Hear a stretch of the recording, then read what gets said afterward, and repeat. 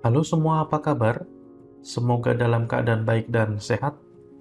Topik diskusi kita pada kesempatan kali ini adalah Anonymous Classes. By konsep, Anonymous Classes sebenarnya adalah bagian dari nested construct yang kita pernah bahas sebelumnya. However, Anonymous Classes sebenarnya adalah bentuk lain atau alternatif dari local classes. Mari kita bahas. Kita mulai dari tujuan sesi kali ini.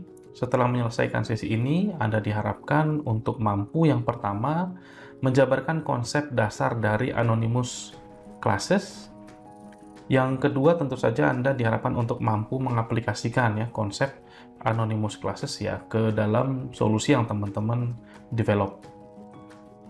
Subtopik yang akan kita diskusikan antara lain yang pertama adalah Anonymous Classes. Kita lihat basic konsepnya. Dan yang kedua, bagaimana cara menulis Anonymous Classes. Kita mulai. Baik, kita akan membicarakan konsep dasar dari Anonymous Class, ya, seperti namanya Anonymous atau anonim ya, tidak punya nama, ya, gitu ya. Sebenarnya bukan hanya tidak punya nama, tapi kalau by definition yang disebut dengan Anonymous Classes adalah kelas yang definisinya itu tidak definitif. Artinya kita bisa create kelas tersebut on the fly. On the fly. Ya, artinya ketika teman-teman mau make, baru teman-teman create gitu ya. Jadi on the fly dia, pas butuh ya bikin, pas butuh bikin gitu ya. Definisinya ya, bukan instance-nya, tapi definisi dari kelas tersebut. Nah, however, karena Java ini, kita konteks kita Java ya, karena Java ini dia strong type language, artinya dia harus punya suatu type ya. Kalau kita mau buat objek gitu ya, objek itu kan harus punya type ya. Jadi sebuah instance itu harus punya type. Nah, di sini karena dia anonim, dia tetap harus punya type. Nah, type-nya apa? Type-nya bisa antara dua ya, antara class atau interface. Jadi kita bisa inherit dari sebuah abstract class misalnya, atau kita bisa create sebuah implementasi dari sebuah interface. Nah, saya akan memberikan nanti contoh kalau kita menggunakan yang interface. Yang kalau abstract class, teman-teman bisa cari sendiri ya. Oke, kira-kira seperti itu. Dan satu key point lagi adalah sebenarnya Anonymous Classes ini cenderung digunakan sebagai alternatif dari local class. Jadi teman-teman, kita sudah pernah bahas local class. Silakan dulu dilihat materi tersebut, baru nanti bisa lanjut ke sini biar jangan disconnected ya. Baik, untuk Anonymous Class sendiri bentuknya sangat mirip dengan local class, tapi tentu akan ada perbedaannya dan kita nanti akan lihat contohnya ya, demo. Yang pertama untuk kesamaannya, untuk sebuah Anonymous Class tentu dia bisa atau boleh memiliki instance level attributes atau teman-teman bisa create juga behavior di dalamnya ya. Kemudian yang tidak bisa dimiliki oleh sebuah Anonymous Class. Anonymous Class tidak bisa memiliki class level attribute atau class level behavior. Selain itu juga tidak punya explicit constructor. Apa sih explicit constructor ini? Constructor yang teman-teman definisikan ya. Jadi teman-teman bisa, biasanya kan kalau bikin kelas ya bisa bikin constructor ya. Oh, saya mau constructornya seperti ini, seperti ini, seperti ini. Jadi bisa punya multiple constructors. Nah, sementara kalau Anonymous Class constructornya implicit. Jadi sudah diberikan default constructor by Java. Teman-teman juga bisa sih menggunakan atau meng-create constructor yang punya parameter, tapi dia tidak eksplisit ya, dia menggunakan yang implisit. Nah, saya minta teman-teman coba cari tahu bentuk implisit konstruktor ini seperti apa ya, biar nyoba juga. Kemudian seperti karena Anonymous Class ini sebenarnya in konsep juga sangat mirip dengan inner class ya, kita sudah bicarakan itu di local class ya, kita bicarakan itu di materi sebelumnya.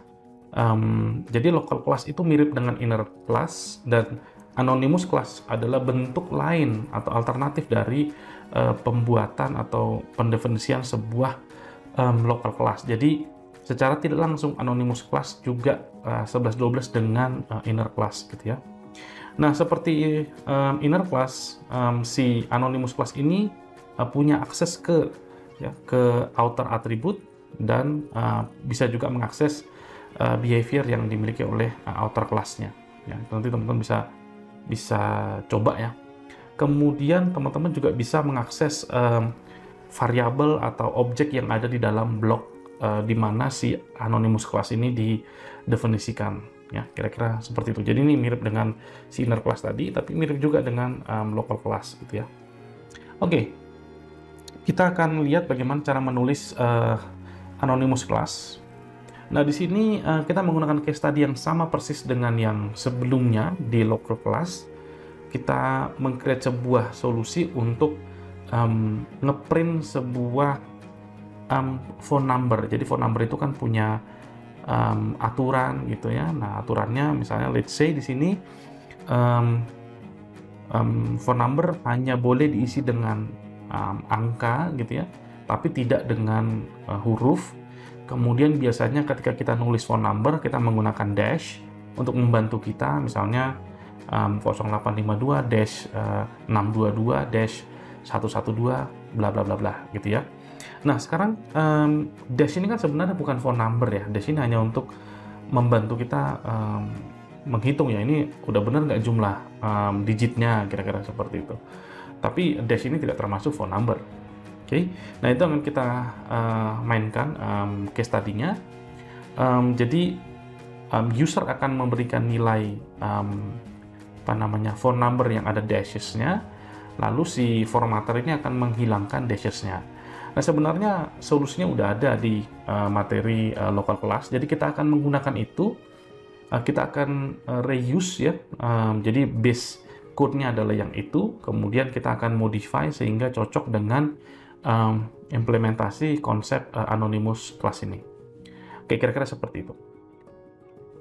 Baik, saya akan mendemonstrasikan gimana sih cara kita ngembangin anonymous class dengan menggunakan case yang tadi ya, dan ini case-nya sudah kita pakai di local class, jadi teman-teman bisa lihat code base-nya di sana.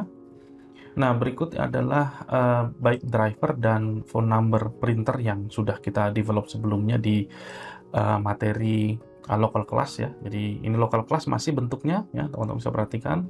Sini kita punya sebuah kelas ya di dalam sebuah code block. Di sini code blocknya adalah sebuah method ya, atau sebuah behavior. Jadi saya definisikan di sini. Nah, ini dia. Kemudian kita gunakan di bawahnya gini. Nah, sekarang kita akan convert ini menjadi bentuk anonymous class ya. Namanya juga anonymous class adalah alternatif dari local class. Jadi ini harusnya bisa di-convert. Nah, key point pertama adalah kita harus tetap punya kelas atau punya interface gitu ya sebagai type dari si objek formatter ini nanti. Jadi sekalipun nanti dia anonim si kelas ini, tapi dia harus tetap punya sebuah type. Nah, type yang akan kita gunakan adalah sebuah interface. Nah, kalau kita perhatikan di sini, kelas ini nanti kurang lebih dia kayak implement suatu interface, kira-kira gitu ya. Nah, kalau kita perhatikan kelas ini, di sini ada sebuah constructor dan ada sebuah asesor gitu ya, asesor untuk si formatted phone number ini. Nah, perlu diingat kalau kita nanti bikin sebuah anonymous class ya, dia tidak bisa punya konstruktor yang eksplisit begini ya, nggak bisa. Jadi karena nggak bisa, gimana solusinya? Nah, nanti kita akan coba lihat ya. Kita lakukan step by step terlebih dahulu. Yang pertama adalah kita perlu adanya suatu type ya untuk nanti mewakili si phone number formatter ini, meskipun dia nanti akan anonim gitu ya. Oke, baik. Langkah yang pertama adalah saya akan create sebuah interface untuk mencerminkan ini. Ya, saya akan buat sebuah interface. Saya buat namanya ya interface pakai I depannya. Kemudian saya akan create sebuah ini ya, yang ini ya. Jadi saya akan buatkan abstrak metodenya ya, kayak seperti ini. Nah, kemudian kalau seperti ini, kita kemudian akan meng-create si formatter tadi dengan type phone number formatter. Nah, kita akan coba mulai transform. Jadi ini saya copy ya. Kemudian saya pergi ke sini, kemudian saya akan create objeknya ya.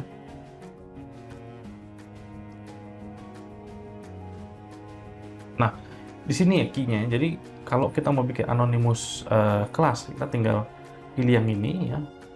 Nah, kira-kira bentuknya akan seperti ini. Ya, jadi dia akan punya sebuah implicit nih. Ini adalah implicit constructor ya. Cuman implementasinya kita nggak lihat karena nanti akan diberikan oleh Java. However, teman-teman bisa nambahin di sini parameter kok sebenarnya. Cuman saya ingin teman-teman coba cari sendiri dan kita tidak akan bahas itu di sini ya. Oke, kira-kira ini seperti ini, tapi karena ini adalah sebuah interface, maka kita harus mengimplement semua abstrak metode yang ada di dalam interface tersebut. Nah, kita akan coba pindahkan sedikit demi sedikit apa yang ada di sini ya ke sana. Ya, ini kan sebenarnya kita akan copot aja seluruhnya. Misalnya ini gampangnya ya. Ini saya cut aja ya, kemudian saya paste di sini. Ya, kemudian yang ini tentu nggak dipakai lagi ya, saya hapus. Ya, hapus. Kemudian ini formatter juga sudah ada di atas ya. Formatter sudah ada di atas ini. Nih, kemudian ini bisa saya hapus ya. Saya hapus. Nah, kemudian di sini permasalahannya adalah kita nggak bisa bikin explicit constructor semacam ini ya. Lalu solusinya apa? Ya, kita menggunakan desain pattern sebenarnya ya ini ya.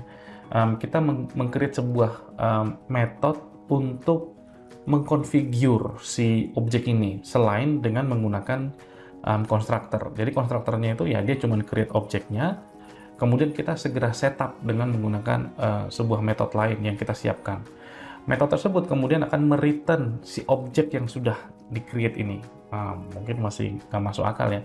Oke, kita mulai dari sini dulu ya, dari interface-nya ya. Jadi ini saya copy.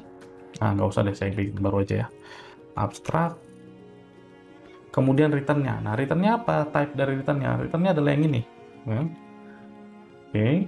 Kemudian saya bikin, let's say, nama metodenya adalah take ya. Kemudian dia akan mengambil sebuah string. Kemudian string ini adalah phone number. Oke, as simple as that. Ya, sesimpel ini. Kemudian kita akan meng-override ini ya. Ingat, ini adalah interface dan implementasinya harus di-override. Nah, ini ya. Ya, tinggal kita timpa aja ini. Kita timpa, ini jadi public ya. Kemudian ini kita hapus ya. Oke, udah jadi ya. Jadi public formatter take nih ya. Nah, take ini dia bilang must return result. Nah, tinggal kita return supaya returnnya comply dengan ini. Nah, returnnya apa nih? This. Oke, jadi metode ini akan mereturn dirinya sendiri. Maksudnya dirinya sendiri adalah instance tersebut. Kemudian instance tersebut bisa kita pakai untuk do something else, ya, untuk do the next move gitu ya. Nah, ambil contoh misalnya di sini. Di sini kan kita sudah create formatter ya di atas ya. Nah, ini formatter. Kemudian di bawahnya kita tinggal, ini adalah objeknya. Nah, kalau seperti ini masih kosong ya. Si apa namanya nih, si formatted number ini masih kosong. Kalau misalnya kita run ini, misalnya kita ke sini ya, misalnya kita run gini,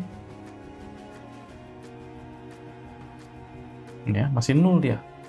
Ya, ini karena masih salah. Ya, sekarang kita akan perbaiki ya. Kita akan perbaiki. Jadi kita akan pakai take ya. Kita akan pakai take karena kita belum configure nih si kelas ini. Sorry, si instance-nya. Ya, kita pakai take, kemudian kita take apa? Phone number. Ya. Phone number yang ini dari mana datangnya? Datangnya dari sini. Ya, dari line 12 ya, bukan line yang lain-lain ya. Jadi line 12. Kemudian parameternya ini akan bisa dibaca gitu ya, bisa dibaca oleh si ini gitu ya. Kemudian dia akan disupply dan dia akan masuk. Oke, kita akan run sekali lagi. Tuh kan udah bisa. Jadi konsepnya udah jalan ya. Jadi ini anonymous class. Jadi kelas yang tadinya dia kita definisikan kelas yang apa namanya memang kita buat secara definitif. Nah sekarang kita buat on the fly. Jadi ketika kita butuh ya baru kita create definisi dari kelas tersebut dengan cara seperti ini ya. Nah, konsep yang sama sebenarnya teman-teman juga tetap bisa pakai abstract class ya. Teman-teman bisa coba explore gitu ya, seperti apa sih bikinnya kalau pakai abstract class. Nah, itu saya serahkan kepada teman-teman. Nah, konsep ini sebenarnya jauh lebih sering dilihat atau lebih sering ditemui ketimbang dengan menggunakan local class ya sebenarnya seperti itu. Biasanya dipakai di GUI based solution ya atau menggunakan event driven programming approach-nya. Nah, saya pikir itu silakan teman-teman nanti explore lagi mengenai anonymous classes. Saya harap teman-teman bisa grasp idenya karena ini akan kita pakai di konsep Lambda nantinya. Oke, saya pikir itu saja cukup untuk sesi ini. Terima kasih. Sampai ketemu di sesi yang lain. Ciao.